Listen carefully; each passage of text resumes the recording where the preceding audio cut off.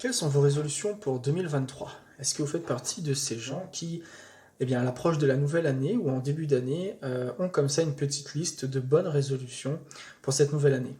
Et généralement, dans cette liste, on retrouve les traditionnels, j'aimerais reprendre du sport, j'aimerais perdre du poids, j'aimerais arrêter de fumer, ou j'aimerais programmer tel voyage. Et quand on y regarde de plus près, tous les ans, ce sont plus ou moins les mêmes résolutions que l'on retrouve, qui reviennent. Et vous savez pourquoi? Généralement, c'est parce que ces mêmes résolutions ont été prises l'année dernière et qu'elles n'ont pas été tenues. Alors pourquoi elles n'ont pas été tenues? Pour tout un tas de raisons. Mais aujourd'hui, je vais vous présenter en fait deux raisons principales qui, selon moi, vont faire que les résolutions que vous allez prendre auront du mal à tenir ou ne vont tout simplement pas se concrétiser. Alors qui je suis? Je m'appelle Julien Josia, je suis thérapeute, hypnothérapeute et magnétiseur.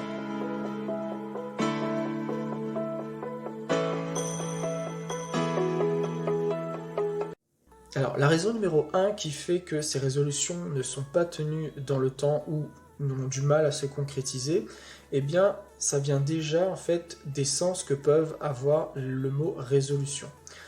En effet, une résolution, c'est quoi? Alors, au sens où on l'entend, une résolution, ça va être l'acte par lequel, après réflexion, on va venir volontairement décider d'accomplir quelque chose. Donc, c'est une décision que l'on prend. Et bien souvent, cette décision implique un changement. Un changement, c'est quoi? C'est passer d'un état A à un état B.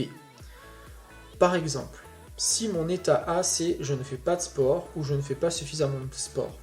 Mon état B, donc ma résolution, va être je vais me remettre à faire du sport ou je vais faire davantage de sport, je vais faire plus de sport.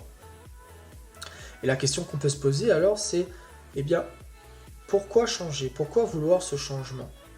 Alors, il peut y avoir tout un tas de raisons.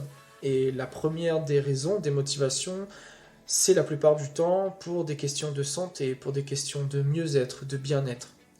Mais qu'est-ce que cela signifie au fond? Qu'est-ce que ça signifie de vouloir changer?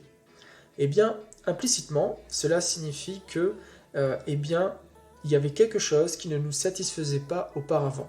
Donc, qu'il y avait en fait un problème.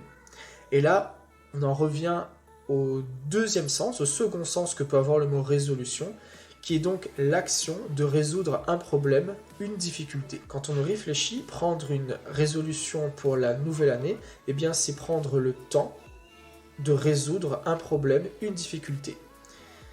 Et est-ce que les gens qui énoncent leur résolution ont véritablement conscience de cela? J'en suis pas si sûr.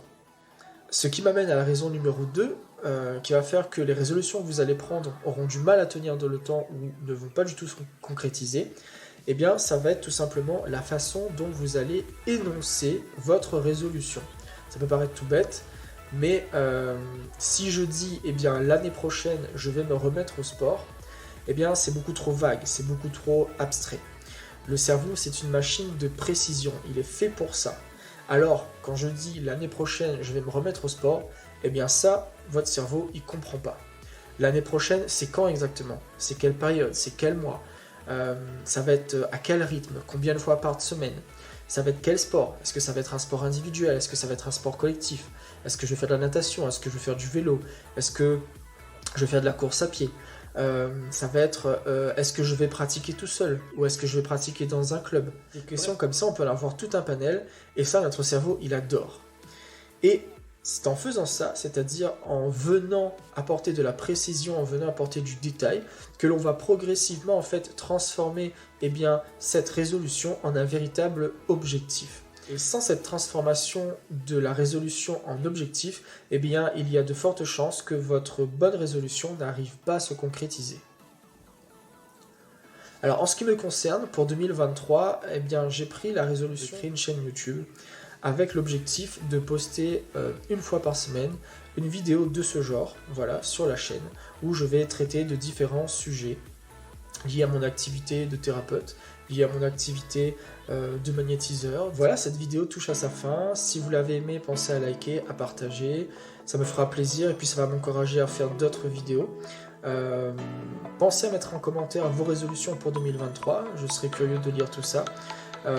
Et puis je vous invite également en commentaire à me faire des propositions sur bien des sujets que vous aimeriez que je traite dans les prochaines vidéos, tout simplement.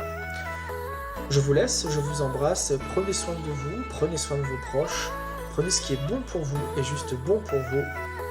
Ciao, bye.